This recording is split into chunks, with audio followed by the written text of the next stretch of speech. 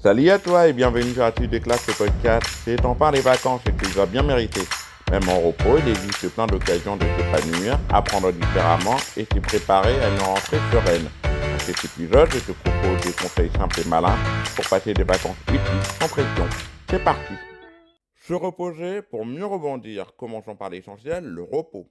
Ton cerveau a besoin de souffler après tous ces mois d'efforts. Alors oui, dors, prends du temps pour toi, déconnecte-toi un peu des écrans, va marcher, écoute de la musique, fais ce que tu aimes. Une actus, accorde-toi 2 ou 3 jours off complet au début des vacances, rien que pour te détendre. Tu verras, ça change tout pour attaquer la suite avec énergie.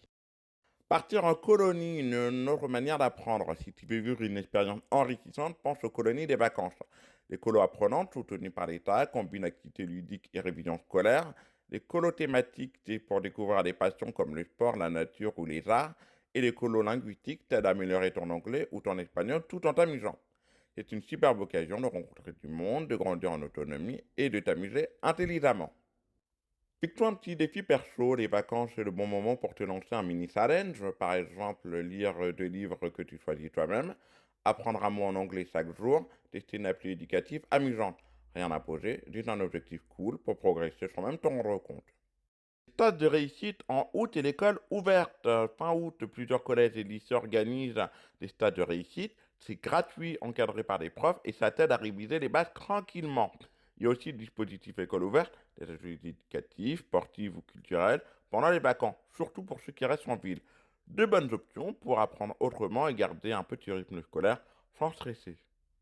Réviser avec des pros, agences de soutien scolaire. Si tu veux un suivi plus personnalisé, certaines agences comme Academia ou Complétude proposent des stades de révision. L'intérêt, tu choisis les matières, tu avances à ton rythme et tu reprends confiance là où tu en as besoin. Petit conseil, discute avec tes parents et choisis un programme qui te motive. Et dernière astuce, les cahiers de vacances à consommer sans excès. Tu les as sûrement déjà croisés, les fameux cahiers de vacances vendus partout dès juillet. Ils sont des outils utiles pour garder les réflexes scolaires et réviser en douceur. Il y en a pour tous les niveaux, collège, lycée et même section pro. Mais attention, pas de surdose. Voici quelques conseils. Dose raisonnable, 2 ou 3 sessions par semaine suffisent. Il ne faut pas transformer les vacances en salle de classe.